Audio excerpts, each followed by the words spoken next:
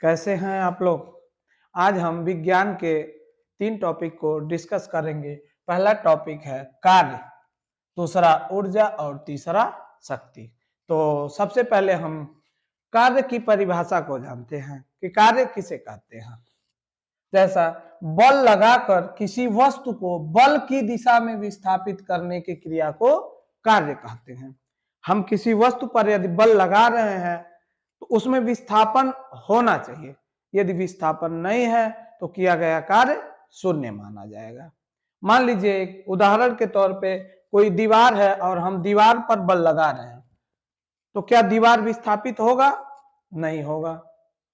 तो हमारे द्वारा ऊर्जा तो ट्रांसफर हो रही है दीवार में, बट कोई वर्क नहीं हो रहा है। तो बल की दिशा में विस्थापन जरूरी है, तभी हम मानेंगे कि हाँ वहां कार्य हुआ है। कार्य इज इक्वल टू बल गुणे बल की दिशा में विस्थापन। कार्य को हम W से निर्देशित करते हैं और बल को F से और विस्थापन को D से, D फॉर डिस्टेंस। तो कार्य का मात्रक हो गया, बल का मात्रक न्यूटन होता है और दूरी का मात्रक यहाँ पर मीटर है। तो कार्य का मात्रक हो गया न्यूटन मीटर। इसी न्यूटन मीटर को हम जूल भी कहते हैं। इसको SI मात्रक जो है इसका कार्य का जूल होता है।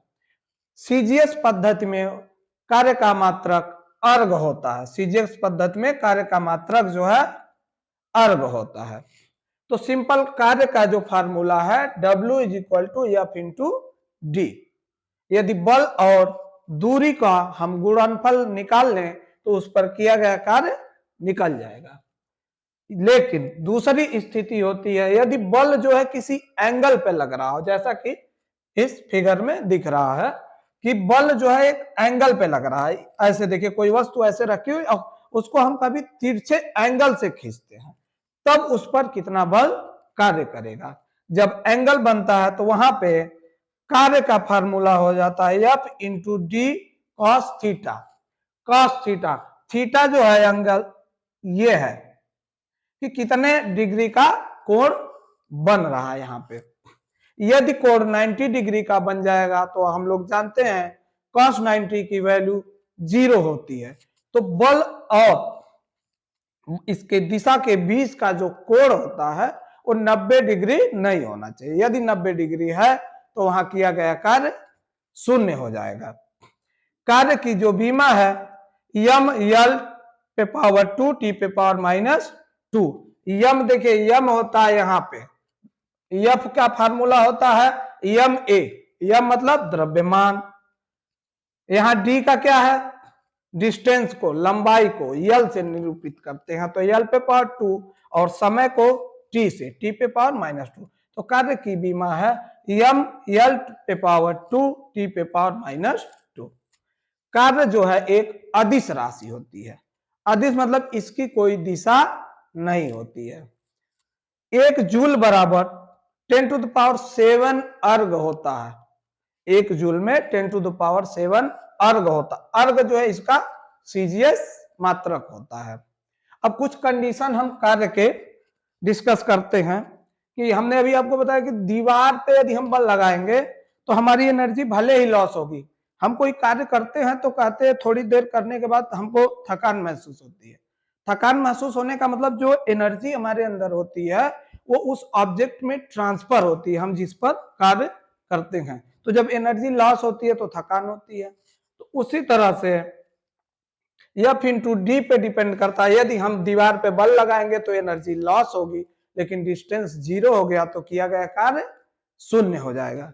दूसरा उदाहरण यदि हम ले लें कि हम कोई बोझ सिर पे रख के खड़े रहें एक जगह और विस्थापन उसमें ना हो, तो हमारे द्वारा किया गया कार्य क्या होगा? शून्य होगा।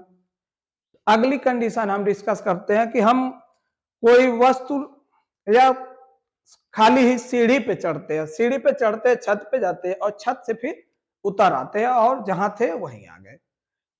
तो इस स्थिति में भी विस्थापन क्या हुआ? शून्य हुआ, क्योंकि हम जहां थे वहीं हैं, भले ही गए और फिर वापस आए। तो इस स्थिति में भी किया गया कार्य क्या होगा? शून्य होगा। एक कंडीशन और आता है, कूली, स्टेशन पर कूली देखते हो जो लोग सिर पे बोझ ढोते हैं, वो सिर पे बोझ लेकर भले ही 100 मीटर चला जाए, 1 किलोमीटर चला जाए, उस स्थिति में भी कार्य शून्य होता है। उस स्थिति में कार्य शून्य इस फॉर्मूले से होता है कि वहां पे एंगल जो बनता है 90 डिग्री का बनता है। जब कोई भी व्यक्ति सिर पे बोझ लेके चलता है तो एंगल जो है 90 डिग्री बनता है। 90 डिग्री बनने के कारण cos 90 की वैल्यू 0 हो जाती है। cos 90 की वैल्यू 0 होने से W is equal to F into D cos theta. जब एक वैल्यू 0 हो गया तो वर्ग इक्वल टू पूरा 0 हो गया। तो उस स्थिति में भी कूली के द्वारा बोझ ढोने की स्थिति में भी किया गया कार्य शून्य होता है। अब हम अगला टॉपिक पढ़ेंगे ऊर्जा। ऊर्जा क्या होता है? जैसा कि इसका परिभाषा हमने लिखा है, कार्य करने की क्षमता को ऊर्जा कहते हैं। कोई भी व्यक्ति अपनी क्षमता के अनुसार ही कार्य करता है। तो कार्य करने की हर व्यक्ति की अलग अलग क्षमता होती है। जो उनकी शरीर के अंदर एनर्जी होगा उतना ही कार्य करेंगे। कोई कार्य, अभी हमने बताया कि कोई कार्य आदमी करता है तो उसको थकान महसूस होती है। थकान महसूस होने का मतलब कि आपकी एनर्जी उस ऑब्जेक्ट में ट्रांसफर होती है। कार्य करने की क्षमता को ऊर्जा कहते हैं। ऊर्जा बराबर किया गया कार्य। कोई भी वस्तु यदि हम कहीं से उठाकर कहीं रखेंगे तो हमारे अंदर की ऊर्जा उसमें ट्रांसफर होगी। जैसे कि ये मार्कर है, अगर यहाँ पे ऊपर रख दें और फिर उठाएं तो हमारे द्वारा एनर्जी इस मार्कर में ट्रांसफर हो जाएगी, और ट्रांसफर होने पर ये क्या हो गया? गतिमान हो गया। अब इसका फार्मूला होता है एनर्जी, सॉरी यहाँ W इज इक्वल टू किया गया कार्य, हाँ W ही रहेगा। ऊर्जा बराबर होता है किए गए कार्य के, तो W is equal to mgh।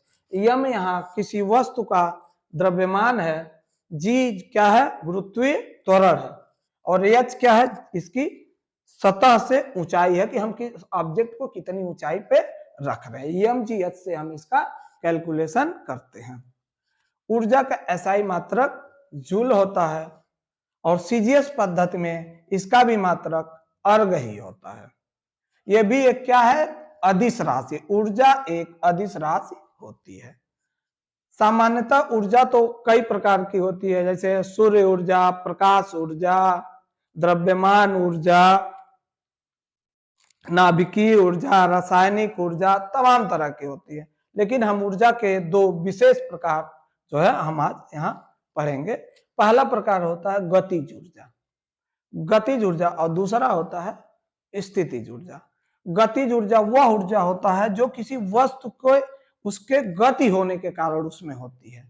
किसी वस्तु के गति के कारण उसमें जो ऊर्जा होती है उसको गतिज ऊर्जा कहते हैं। इसको इंग्लिश में काइनेटिक एनर्जी कहते हैं। दूसरा स्थितिज ऊर्जा। स्थितिज ऊर्जा पोटेंशियल एनर्जी, किसी वस्तु के स्थिति के कारण जो उसमें ऊर्जा होती है वो उसकी पोटेंशियल एनर्जी कहलाती है, या स्थितिज ऊर्जा। अब हम गतिज ऊर्जा का एक उदाहरण, कोई चीज गति कर रहा हो, मान लीजिए बॉल फेंकी जाती है तो बॉल में क्या है? गति है।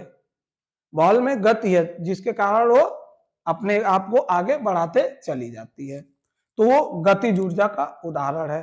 कहीं पानी जो है बह रहा है तो भी गतिज ऊर्जा के कारण बह रहा है। दूसरा है स्थितिज ऊर्जा। स्थितिज ऊर्जा का एक उदाहरण है बच्चों का जो खिलौने वाला मोटर कार होता है। मोटर कार में देखे होंगे एक स्प्रिंग होती है, उसको हम उसकी की होती है, उसको एनर्जी उसमें हम देते हैं और स्प्रिंग क्या होती है? टाइट होती जाती है। स्प्रिंग जब टाइट होती है तो उसमें स्थितिज ऊर्जा जो है संग्रहित हो जाती है। लेकिन जैसे ही हम उसको छोड़ते हैं तो स्प्रिंग जो है अपनी स्थिति को बदलता है और लूज होता है। लूज होता है तो वहां पे एनर्जी निर्मुक्त होती है, मतलब ऊर्जा जो है निर्मुक्त होती है। ऊर्जा जब निर्मुक्त होती है तो ऊर्जा जो है गति के रूप में आ जाती है मोटर कार में। मोटर कार जो है बच्चों का खिलौने वाला कार गतिज ऊर्जा का उदाहरण है, और फेंकी हुई गेंद या चलती हुई गोली गतिज ऊर्जा का उदाहरण है। गतिज ऊर्जा का कैलकुलेशन हम kinetic energy is equal to half mv square से करते हैं। यहाँ पे m जो है उस वस्तु का द्रव्यमान है कि जो गतिमान है, v जो है उसका वेग है कि किस वेग से वो वस्तु गति कर रहा है। उसके बाद पोटेंशियल एनर्जी, पोटेंशियल एनर्जी में एम जी एच यही किया गया कार्य।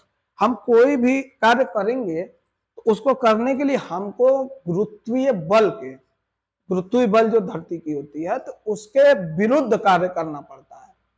कोई भी वस्तु, ये देखिए अगर हम यहाँ से इसको मार्कर को हम जमीन पे गिराएं तो जमीन पे गिरेगा, तो मार्कर जमीन पे गिरा क्यों? क्योंकि गुरुत्वीय बल इसको नीचे की तरफ खींच रहा है और हम इसको यहां से उठा कर ला रहे हैं, तो हम गुरुत्वीय बल के अपोजिट काम कर रहे हैं, उसके उल्टा हमको काम करना पड़ रहा है। तो यम जी एच, यम जो है इस वस्तु का द्रव्यमान है, जी गुरुत्वीय त्वरण है और एच क्या है? वस्तु की सतह से ऊंचाई है। एक अलग तरह का जो साइंटिस्ट थे आइंस्टीन जी ने एक दिया है द्रव्यमान ऊर्जा। द्रव्यमान, किसी वस्तु की ऊर्जा जो है उसके द्रव्यमान पर भी निर्भर करता है। उसका कैलकुलेशन हम is equal to M C square से करते हैं। यदि किसी वस्तु का द्रव्यमान कम है तो कम ऊर्जा होगी, यदि किसी वस्तु का द्रव्यमान ज्यादा है तो उसमें ज्यादा ऊर्जा होगी। कभी भी आप कोई वस्तु ऐसे ऊपर से नीचे गिराएंगे तो जब इस पे हाथ पे गिरेगा, अगर उसका वजन हल्का है तो कम चोट लगेगा, लेकिन यदि कोई भारी वस्तु है गिरता है जिसका द्रव्यमान ज्यादा है तो क्या होगा? हाथ पे ज्यादा चोट। तो सीधी पता है कि द्रव्यमान जो है किसी वस्तु की एनर्जी को प्रभावित करता है। यदि द्रव्यमान ज्यादा है तो उसकी एनर्जी ज्यादा होगी, यदि द्रव्यमान कम है तो उसकी एनर्जी कम होगी। यहाँ पे E is equal to M C square, यहाँ पे m जो है वस्तु का द्रव्यमान है और c जो है प्रकाश का वेग है, लाइट का वेग। प्रकाश का वेग 3 इंटू 10⁸ मीटर प्रति सेकेंड होता है। ये जो E is equal to M C square scientist Einstein द्वारा दिया गया फार्मूला है। अब अगला टॉपिक हम पढ़ेंगे शक्ति, पावर। इसकी परिभाषा, कार्य करने की दर को शक्ति कहते हैं। क्या? कार्य करने की दर को, हम कार्य को कितनी तेजी से कर रहे हैं या कितने धीरे कर रहे हैं, वो हमारी क्या है? शक्ति है। यदि शक्ति ज्यादा होता है तो कार्य जल्दी होता है, तेजी से होता है। यदि शक्ति कम है तो कार्य क्या होता है? धीरे होता है। सीधे तुलना कर लें मशीन और आदमी से। आदमी की शक्ति कम होती है तो आदमी धीरे काम करता है, मशीन की शक्ति ज्यादा होती है तो काम तेजी से करता है। शक्ति इज इक्वल टू कार्य अपन समय। Power is equal to W upon T, P is equal to W upon T। P यहाँ पे वर्क पावर है और W जो है वर्क है और T जो है टाइम है, कि हम किसी कार्य को कितनी तेजी से कर रहे हैं। शक्ति का मात्रक जूल प्रति सेकेंड होता है, जूल प्रति सेकेंड। इसी को हम वाट भी कहते हैं। हम कोई चीज खरीदते हैं तो बल्ब खरीदते कहते हैं कितने वाट का है, मतलब इसका पावर क्या है, कितना पावर कंज्यूम करेगा। शक्ति की जो बीमा है एम एल पे पावर 2 टी पे पावर -3 होता है। इसका व्यवहारिक और औद्योगिक मात्रक जो है अश्वशक्ति होता है, जिसको इंग्लिश में हॉर्स पावर बोलते हैं। अश्वशक्ति, हॉर्स पावर, एक अश्वशक्ति मतलब एक हॉर्स पावर बराबर 746 वाट होता है। एक हॉर्स पावर बराबर 746 वाट। हम कोई भी यंत्र खरीदते हैं जैसे जनरेटर हुआ, मोटर हुआ, तो हम देखते कहते हैं कि ये इतने एचपी का है, मोटर इतने एचपी का है, जनरेटर इतने एचपी का है। वो उसकी पावर को दर्शाता है कि ये कितनी पावर की मशीन है। और बड़े औद्योगिक लेवल पे जैसे बड़े जनरेटर हुए, ट्रांसफार्मर हुए, उनके पावर को हम किलोवाट में मापते हैं। जनरेटर होता कहते हैं कि इतने किलोवाट का जनरेटर है, इतने किलोवाट का ट्रांसफार्मर है, मतलब ये उसका क्या है? पावर है, कि कितनी पावर उसके अंदर है। तो आज हम 3 टॉपिक पढ़े हैं, कार्य, ऊर्जा और शक्ति। तो साथियों आप बताइएगा कि आज का क्लास कैसा रहा, कमेंट में जरूर बताएंगे। धन्यवाद।